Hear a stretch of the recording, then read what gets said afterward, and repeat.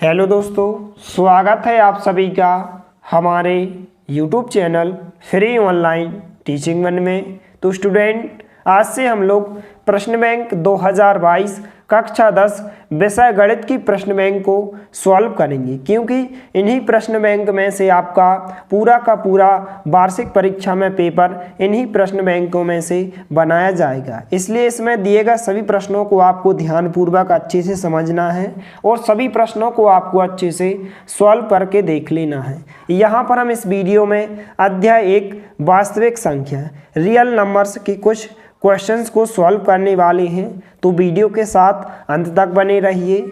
और इससे पहले यदि आपने हमारे चैनल को सब्सक्राइब नहीं किया है तो प्लीज़ सब्सक्राइब कीजिए, साथ में नोटिफिकेशन बेल को भी दबाइए ताकि कोई भी वीडियो की नोटिफिकेशन आप तक सबसे पहले पहुंचे। तो चलिए वीडियो को स्टार्ट करते हैं। तो अध्याय 1 में से आपको कुल 5 अंक के क्वेश्चंस पूछे जाएंगे, जिसमें से आपके एक अंक के 3 वस्तुनिष्ठ प्रश्न, अर्थात 3 अंक में आपके वस्तुनिष्ठ प्रश्न पूछे जाएंगे और 2 अंक आपका एक क्वेश्चन पूछा जाएगा। इस प्रकार से आपको इस अध्याय में से कुल 5 अंक के क्वेश्चन पूछे जाएंगे। तो यहाँ पर सबसे पहले हम 2 अंक के लिए सभी प्रश्नों को समझने वाले हैं, जो कि आपको प्रश्न बैंक में दिए गए हैं। तो यहाँ पर उदाहरण 1 है कि 135 और 225 का HCF यूक्लिड विभाजन एल्गोरिथम का प्रयोग करके ज्ञात कीजिए। तो बहुत ही महत्वपूर्ण प्रश्न है, हर वर्ष आपके वार्षिक परीक्षा के एग्जाम में पूछा जाता है। इसलिए इस प्रकार के दिए गए सभी प्रश्नों को आपको अभी से अच्छे से तैयार कर लेना है और आपको ध्यानपूर्वक अच्छे से समझना है। तो यहाँ पर सबसे पहले जो भी आपको क्वेश्चन में दिया गया है, यहाँ पर आपको 2 संख्याएं दी गई हैं। तो यहाँ पर हम लिखेंगे हल दिया है, आपको 2 संख्याएं दी गई हैं 135 और 225। तो यहाँ पर हमने 135 और 225 को लिखा। फिर इसके बाद यहाँ पर हमें HCF ज्ञात करना है और यूक्लिड विभाजन एल्गोरिथम का प्रयोग करके HCF ज्ञात करना है। तो सबसे पहले आपको दोनों संख्याओं में से सबसे बड़ी संख्या को लिखना है। तो यहाँ पर आप देख सकते हैं दोनों संख्याओं में से सबसे बड़ी संख्या 225 है। तो यहाँ पर हम 225 को लिखेंगे और इस प्रकार से हम चिन्ह लगाएंगे, क्योंकि जिस तरफ बड़ी संख्या होती है उस तरफ ये चिन्ह यहाँ पर खुला होता है और जिस तरफ छोटी संख्या होती है उस तरफ ये चिन्ह छोटा होता है, अर्थात बंद होता है। और 135 को हम पीछे लिखेंगे। तो सबसे पहले आपको बड़ी संख्या को लिखना है, इस प्रकार से चिन्ह लगाना है, फिर छोटी संख्या को लिखना है। फिर इसके बाद यहाँ पर हम यूक्लिड विभाजन एल्गोरिथम का प्रयोग करके HCF ज्ञात करेंगे। तो यहाँ पर जो HCF ज्ञात करने का जो फार्मूला होता है, इसको आप ध्यानपूर्वक अच्छे से समझें। तो यहाँ पर जो फार्मूला होता है, भाज्य बराबर भाजक गुणित भागफल प्लस शेषफल होता है। और इस HCF यूक्लिड विभाजन एल्गोरिथम को हम भाग विधि से सॉल्व करते हैं, अर्थात इसको हम रफ में करते हैं और फेयर में हम इनके चरणों को लिखते जाते हैं और इस प्रोसेस को तब तक करते हैं जब तक कि आपका शेषफल 0 के बराबर ना आ जाए। तो आइए यहाँ पर हम इस क्वेश्चन को सॉल्व करेंगे। तो यहाँ पर आपको क्या करना है, सबसे पहले जो भी सबसे बड़ी संख्या, यहाँ पर सबसे बड़ी संख्या 225 है, तो 225 को हम भाग के चिन्ह के बीच में लिखेंगे और छोटी संख्या को यहाँ पर हम लिखेंगे 135 को यहाँ पर लिखेंगे। तो यहाँ पर हमें यदि 135 का भाग 225 में करें तो केवल एक ही बार जाएगा, 2 बार में तो ज़्यादा हो जाएगा। तो 135 एकम 135 हो जाएंगे। तो यहाँ पर क्या बचेगा, 0। यहाँ पर 12 हो जाएंगे, 12 में से 3 घटाएंगे, यहाँ पर 9 बचेंगे और यहाँ पर कैंसिल हो जाएंगे। तो यहाँ पर जो बीच की संख्या होती है, अर्थात जो 225 है, यह आपका क्या होता है, यह आपका भाज्य होता है, यह आपका भाजक होता है। 135 यहाँ पर भाजक होगा और यहाँ पर यह आपका क्या होता है, भागफल होता है।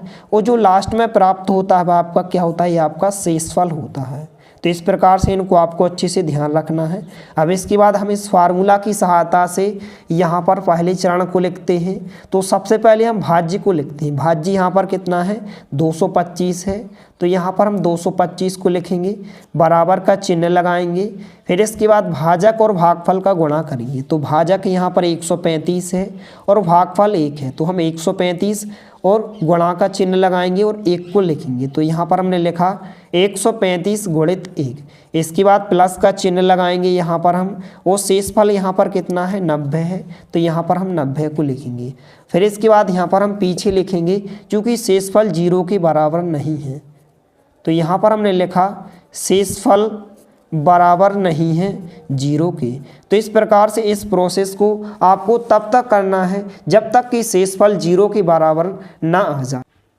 फिर इसके बाद यहाँ पर जो आपका शेषफल होता है यही आपका क्या हो जाता है, यह भाजक हो जाता है। और जो पूर्व में भाजक था, पूर्व में आपका भाजक क्या था, अर्थात पहले भाजक आपका 135 था, तो यहाँ पर यह आपका क्या हो जाएगा, यह आपका भाज्य हो जाएगा। तो इस प्रकार से आपको ध्यान रखना है कि जो शेषफल प्राप्त होता है वह भाजक हो जाता है, और जो पूर्व में भाजक था अर्थात पहले भाजक था वह आपका क्या बन जाता है, भाज्य बन जाता है। अब इसके बाद 90 का भाग हम 135 में करेंगे। तो 90 का भाग 135 में एक ही बार जाएगा, 2 बार में ज़्यादा हो जाएगा, तो 90 एक हमें यहाँ पर 90 हो जाएंगे। इसके बाद यहाँ पर यदि हम घटाएं तो 5 बचेंगे, यहाँ पर 13 हो जाएंगे, 13 में से 9 घटाएंगे तो यहाँ पर कितने बचेंगे, 4 बचेंगे, और यहाँ पर कैंसिल हो जाएंगे। तो यहाँ पर इसी प्रकार से हम दूसरे चरण को लिखते हैं, इसी फार्मूला की सहायता से हम दूसरे चरण को लिखते हैं।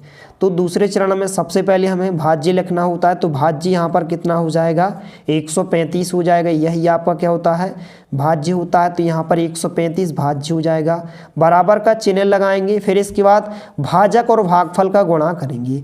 तो भाजक यहाँ पर 90 है और यहाँ पर भाजक आपका कितना हो जाएगा, 1 हो जाएगा।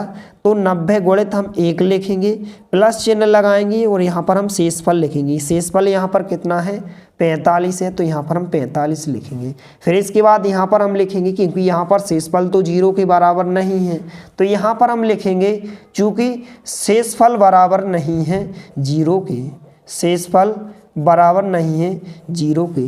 फिर इसके बाद यहाँ पर हम तृतीय चरण को करते हैं। तो सबसे पहले जो आपका शेषफल है, शेषफल यहाँ पर क्या बन जाता है, आपका भाजक बन जाता है। तो शेषफल यहाँ पर भाजक बन जाएगा, और जो पूर्व में भाजक था अर्थात जो पहले भाजक था वही आपका क्या हो जाएगा, भाज्य हो जाएगा। तो 90 को यहाँ पर हम लिखेंगे और 45 का भाग हम 90 में करेंगे, तो 45 दूनी यहाँ पर 90 हो जाएंगे, तो यहाँ पर कैंसिल हो जाएंगे। तो यहाँ पर आप देख सकते हैं कि हमारा शेषफल 0 के बराबर आ चुका है। तो यहाँ पर हम तृतीय चरण में लिखेंगे।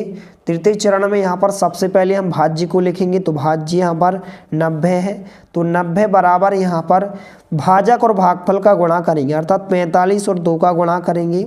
तो यहाँ पर हम 45 और यहाँ पर गुणित 2 लिखेंगे, प्लस शेषफल यहाँ पर 0 है, तो यहाँ पर हम 0 लिखेंगे।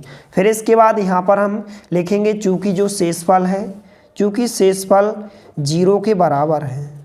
तो जब आपका शेषफल 0 के बराबर हो जाता है तो इस प्रकार से यहाँ पर जो आपका यहाँ पर HCF होगा, तो यहाँ पर जो लास्ट में यहाँ पर आपका भाजक होता है वही आपका क्या हो जाता है, HCF हो जाता है।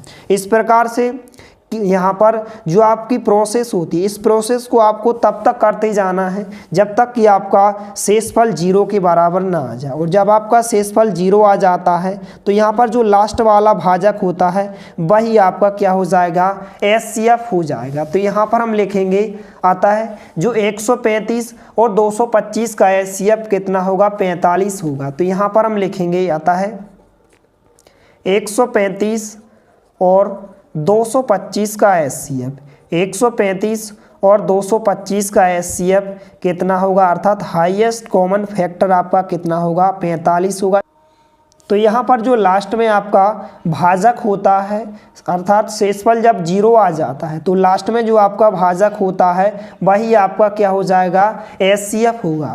तो यहाँ पर हम लिखेंगे 135 और 225 का HCF कितना होगा, यहाँ पर 45 होगा। यही आपका आंसर हो जाएगा।